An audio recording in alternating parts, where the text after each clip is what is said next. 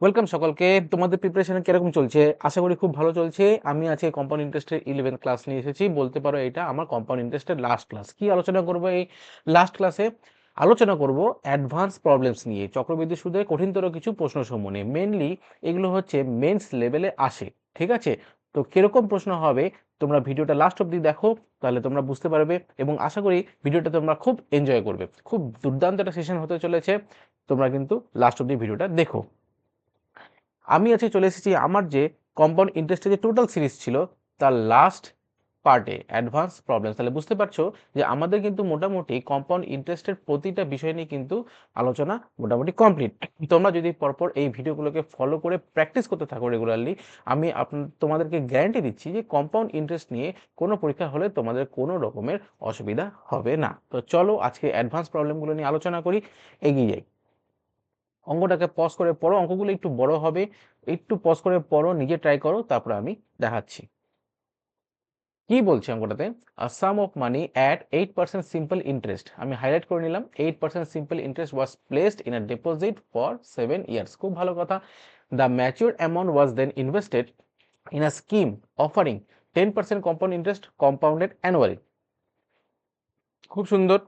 There by procuring an interest of rupees 1638 in 2 years। আচ্ছা, what was the original sum? এটা এসেছিল RRB জেই পরীক্ষায় 2019 সালে। বাংলায় পড়ে কি বলেছে? একটি মূলধন 8% সরল সুদের হারে 7 বছরের জন্য নিবেশ করা হলো। 7 বছর পর সুদের মূল্যে যে পরিমাণ টাকা পাওয়া গেল সেটিকে 10% চক্রবৃদ্ধি সুদে 2 বছরের জন্য নিবেশ করা হলো। খুব ভালো কথা। এবং তাতে 1638 টাকা সুদ পাওয়া গেল। ঠিক আছে, তাহলে মূলধন কত? আমাদের কাছে চেয়েছে যে মূলধনটা কত। ঠিক আছে, তো যেহেতু অঙ্কগুলো একটু বড় হয় তোমাদেরকে না পার্ট পার্ট করে নিতে হবে। এবং দেখো এই অঙ্কটা ভালো করে লক্ষ্য করলে তোমরা বুঝতে পারবে যে অঙ্কটাকে যদি আমরা ব্যাক ক্যালকুলেশন করি, মানে অঙ্কর প্রথম পার্টটাকে আগে সলিউশন করব না, সেকেন্ড পার্টটাকে আগে সলভ করব, দেন আমরা প্রথম পার্টে যাব, তাহলে আমাদের অঙ্কটা বেরোবে। ব্যাকে যেতে হবে যেহেতু আমরা চেয়েছে অরিজিনাল সাম। ক্লিয়ার? তাহলে চলো কি বলেছে।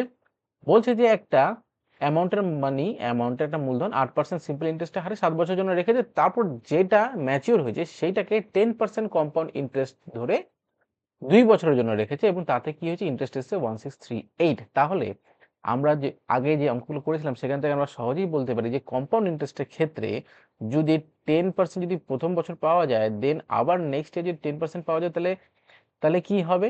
তাহলে কিন্তু সেটা দাঁড়াবে হচ্ছে 21%, রাইট? আর সিম্পল ইন্টারেস্টের ক্ষেত্রে কি হতো? 10 + 10 20%, কিন্তু এটা যেহেতু কম্পাউন্ড ইন্টারেস্ট তাহলে কত দাঁড়াচ্ছে? 21%। এইবার যদি তোমাদেরকে বলি এই যে 21% যে ইন্টারেস্টটা আছে সেই 21% ইন্টারেস্টটা কোনটা? সেইটা হচ্ছে আমাদের অঙ্কে দিয়ে দিয়েছে এই যে 1638 টাকা, রাইট? তাহলে 21% কে আমি 1638 টাকা ধরতে পারি। কারো কোনো ডাউট? আশা করি থাকার কথা নয়। এবার যদি আমি ঐকিক নিয়মে ইউনিটারি মেথডে যদি 100% বার করি তাহলে কিন্তু আমার কি হবে? মূলধন কিন্তু বেরোবে না। কোনটা বেরোবে? যেটা হচ্ছে 8% সরল সুদের হারে 7 বছর রাখার পর যে ম্যাচিওরড অ্যামাউন্ট, এই যে ম্যাচিওরড অ্যামাউন্ট, এইটা কিন্তু আমাদের বেরোবে। তাহলে চলো ঐকিক নিয়মে বার করি।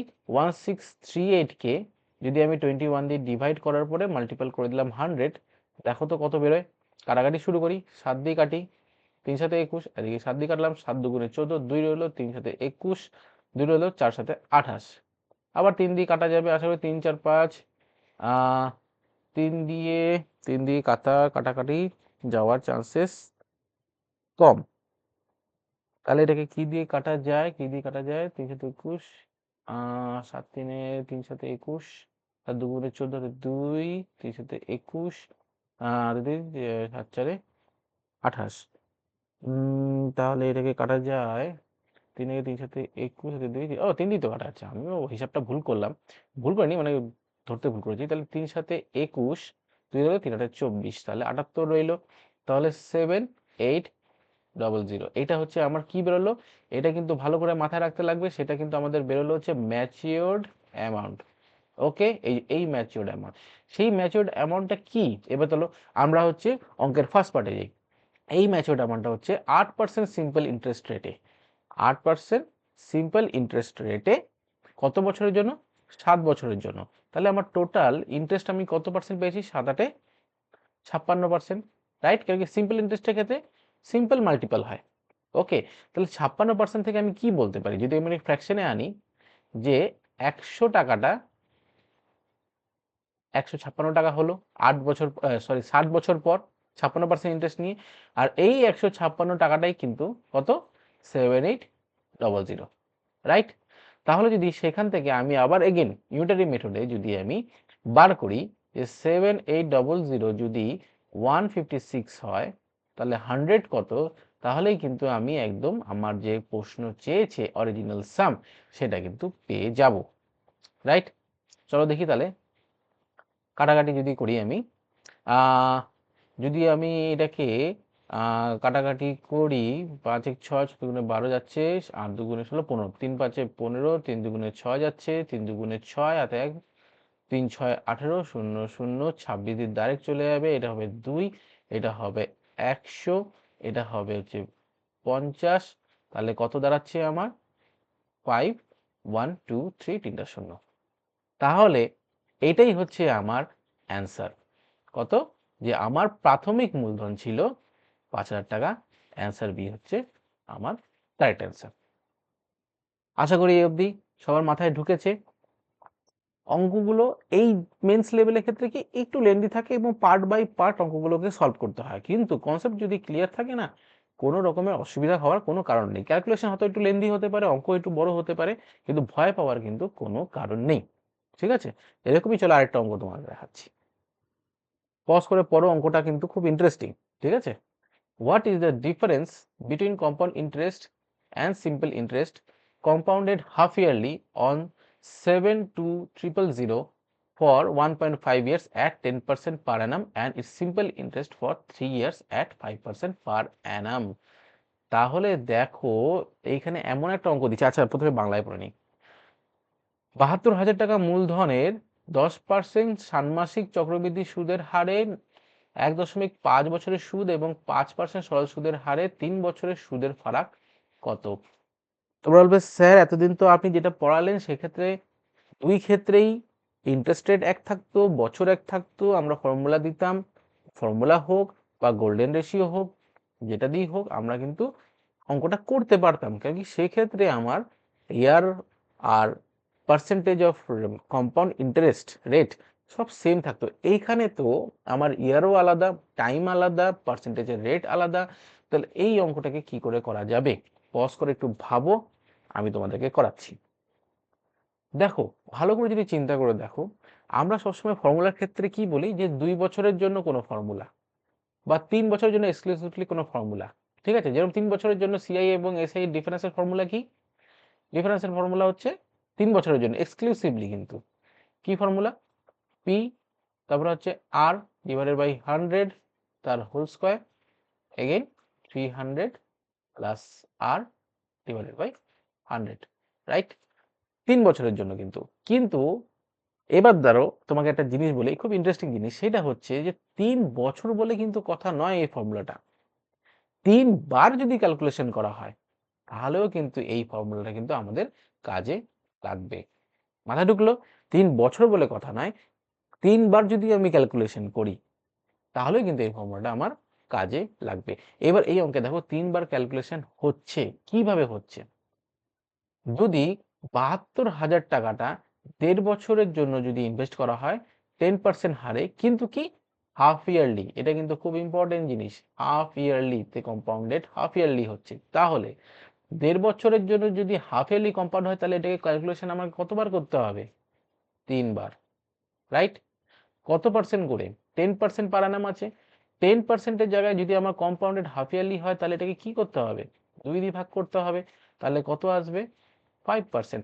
এই 5%টা কিন্তু আমার যদি 1.5 বছরের গল্প হয় তাহলে আমার কতবার 5% 5% করে ক্যালকুলেটেড হবে? 1 2 3, 3 বার ক্যালকুলেট হবে। আর এদিকে আমাকে কি দিয়েছে? সিম্পল ইন্টারেস্টেড 3 বছরের জন্য 5% অ্যানামে। তাহলে দেখো ইন্টারেস্ট রেট আমার মিলে গেল, কম্পাউন্ড ইন্টারেস্ট আর সিম্পল ইন্টারেস্ট সেম হয়ে গেল 5%। আর টেনিওর মানে কাউন্টিং কতবার হবে? সিম্পল ইন্টারেস্টের ক্ষেত্রে 3 বার হবে, এদিকে দেখো কম্পাউন্ড ইন্টারেস্টের ক্ষেত্রে 1 2 3, 3 বার কাউন্ট হবে। তাহলে আমি এই ফর্মুলাটা লাগাতে পারি? একদম লাগাতে পারি। তাহলে দেখো এবার তাহলে ফর্মুলায় যদি আমি ভ্যালুগুলোকে বসাই। এখানে ডিফারেন্স আমাকে বার করতে হবে, আর আমার প্রিন্সিপাল দেওয়া আছে। আমি একটু এই সাইড থেকে অঙ্কটা করলাম, কারণ অঙ্কটা একটু বড় হতে পারে।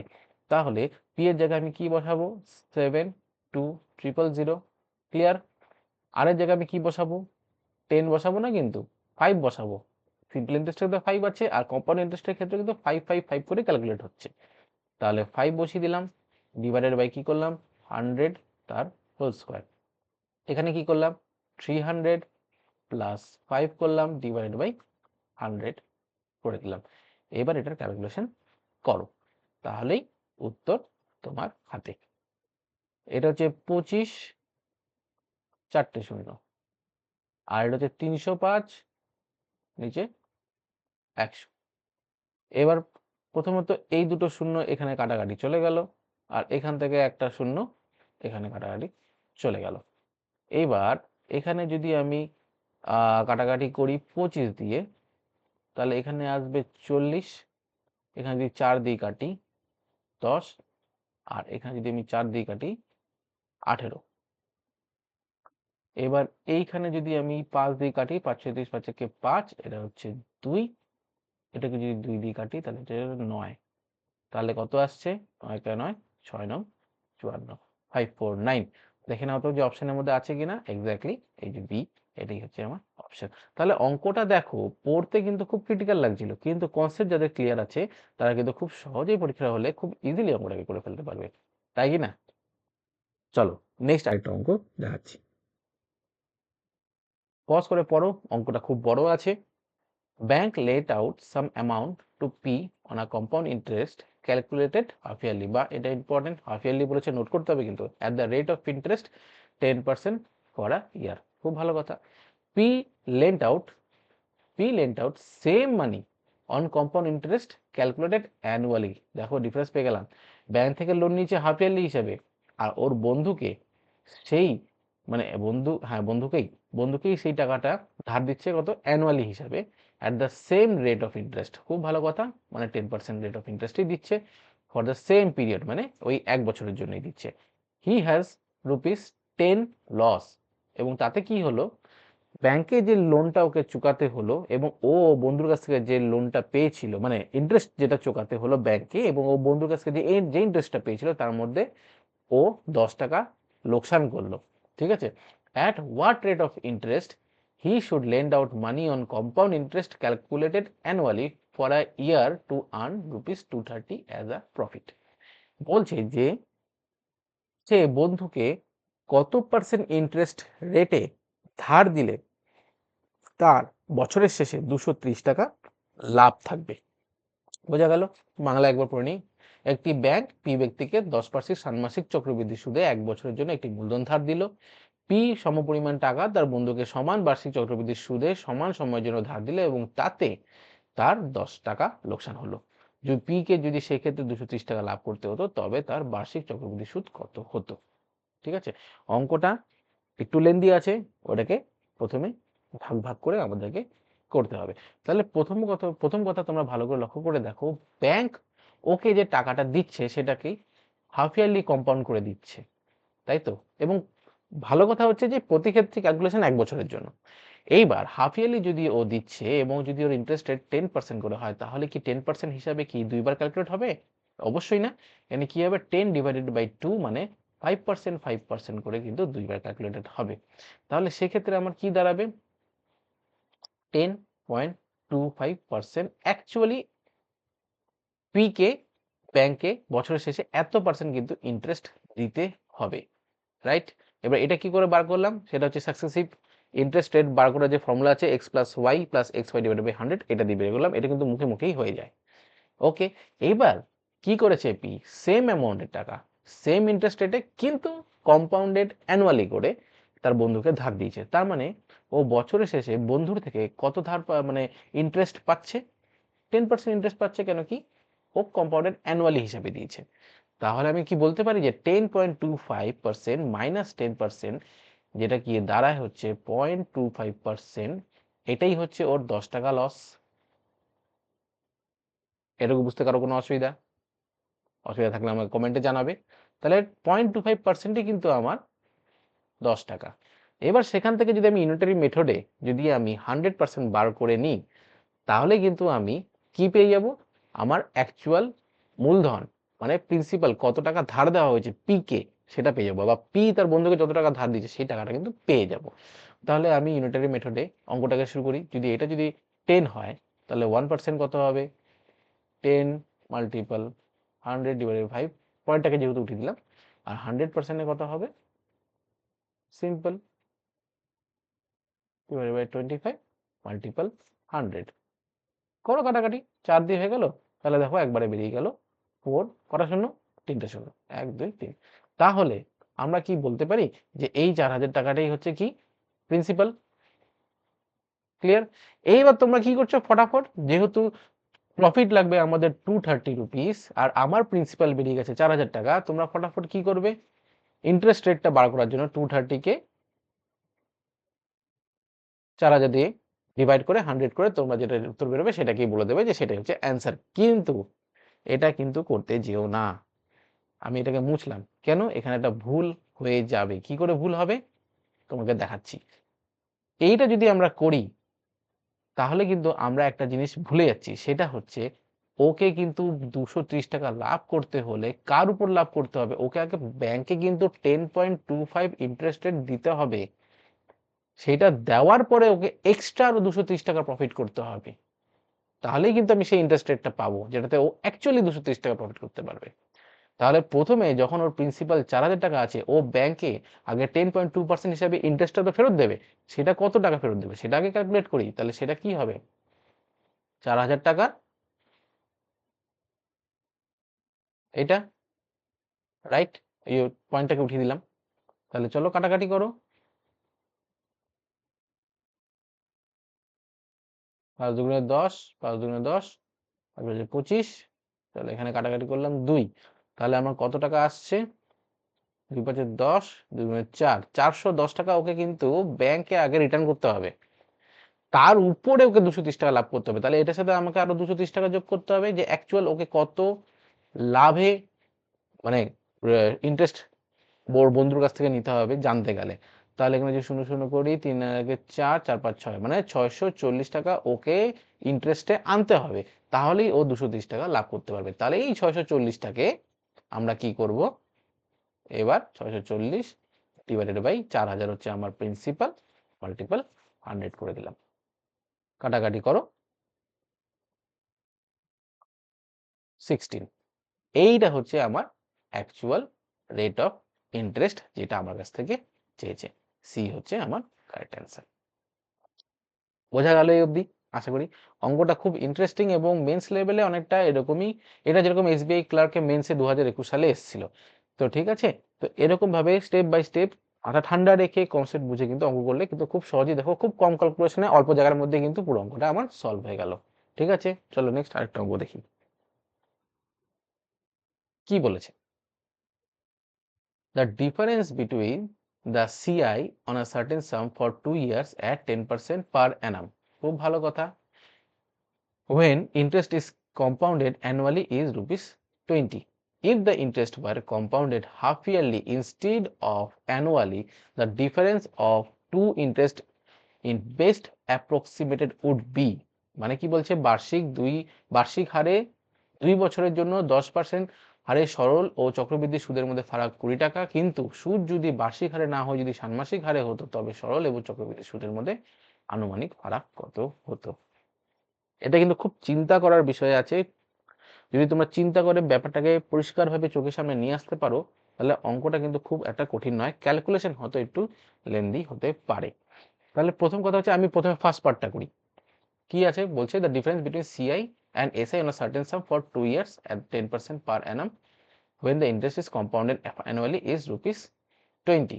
ঠিক আছে, তাহলে সিআই, এখানে আমি সিআই ইন্টারেস্ট কত আসবে, 2 ইয়ার্স হয়েছে 10% করে, আমি আগে করেছিলাম 10 আর 10 2 বছরে সিআই কম্পাউন্ড ইন্টারেস্ট গিয়ে দাঁড়ায় হচ্ছে 21%। ওকে, আর সিম্পল ইন্টারেস্ট আমার কি হবে, সিম্পল ইন্টারেস্ট সিম্পল 10 মাল্টিপল 2 কত হবে, 20%।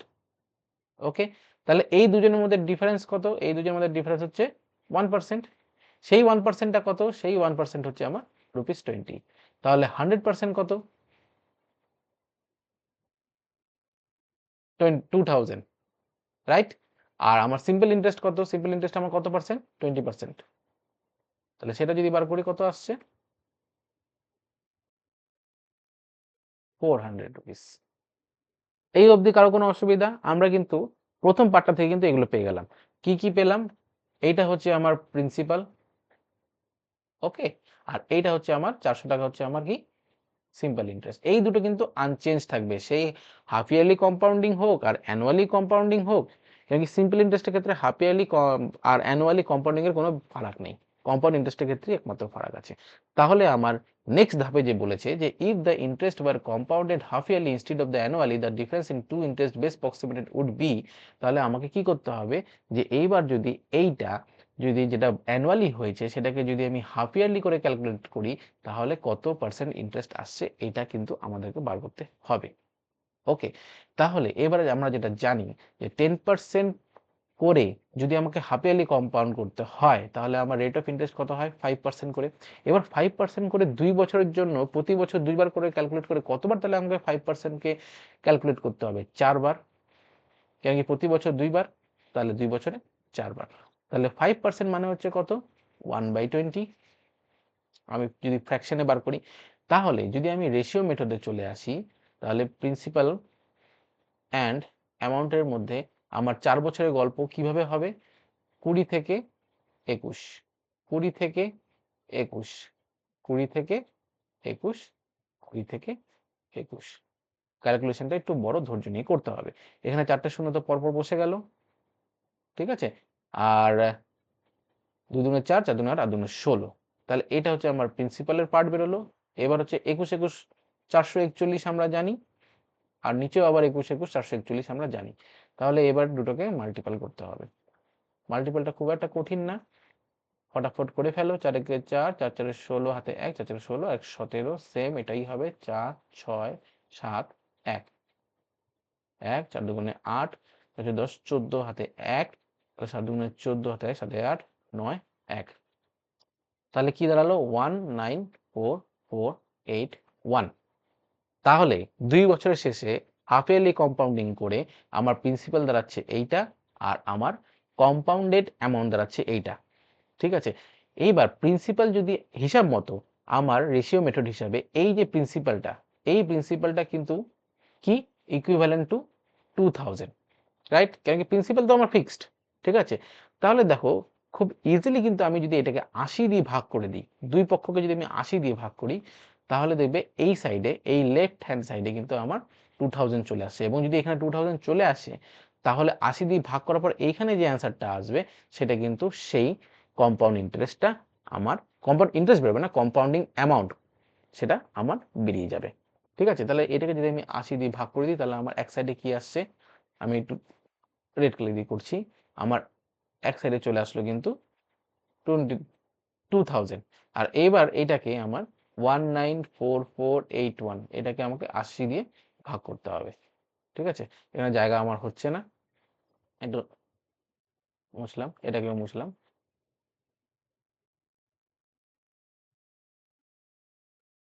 এবার করছি, এবার 80 কে দিয়ে আমার এটাকে ভাগ করতে হবে। ক্যালকুলেশনটা একটু বড় হবে। এটাই মেন্সের একটা সমস্যা, যে ধৈর্য নিয়ে ক্যালকুলেশন করতে হয়। তাহলে প্রথমে আমার কত দিয়ে যাচ্ছে? 2 দিয়ে যাচ্ছে। 160 হয়ে গেল। 4 নামলো, 3 নামলো। আবার এদিকে 4 নামালাম। ঠিক আছে? এবার 4 দিয়ে চলে যাচ্ছে। 3200। তাহলে কত আসলো? 2 আসলো, 4 আসলো। 8 নামালাম। কত আসবে? 3 দিয়ে। তাহলে 3 শূন্য 3 8 24। তাহলে কত আসলো? 8 নামলো। 1 নামালাম। তাহলে কত আসলো? 1 80। 1। তাহলে পয়েন্ট দিয়ে, শূন্য দিয়ে, 1 দিয়ে আবার শুরু হয়ে যাবে। আমাকে আর করার দরকার নেই। কারণ কি আমাকে কি বলেছে? Best approximated. এইবার দেখো তাহলে আমি নিচে কি লিখতে পারি? 2000 is to কত? 2431.1। তাহলে আমার এখান থেকে কম্পাউন্ড ইন্টারেস্ট কত বেরোলো? 2431 মাইনাস 2000। তাহলে বেরোলো হচ্ছে 4 131.1, এটা হচ্ছে আমার সিআই বেরিয়ে গেল। আর আমার এসআই কত আগের থেকে আমি দেখেছি, সেটা হচ্ছে 400, আর এখানে 431, দুটোকে মাইনাস করে দিলে আমার কি দাঁড়াচ্ছে 31.1। আমাকে অ্যাপ্রক্সিমেট ভ্যালু বলেছে, দেখো এখানে কি আছে ₹31 আছে, তাহলে এটাই হচ্ছে আমার রাইট অ্যান্সার। বোঝা গেল? ক্যালকুলেশনটা একটু লেন্দি, ধৈর্য দিয়ে নার্ভটাকে কন্ট্রোল করে করতে হবে। অঙ্ক কিন্তু কঠিন হয় না কনসেপ্টটাকে ভালো করে বুঝলে। ঠিক আছে, আজকের জন্য আপাতত এটুকুই, এবং কম্পাউন্ড ইন্টারেস্টের জন্যই আমার আপাতত এটুকুই। আশা করি পুরো সিরিজটা তোমাদের ভালো লেগেছে।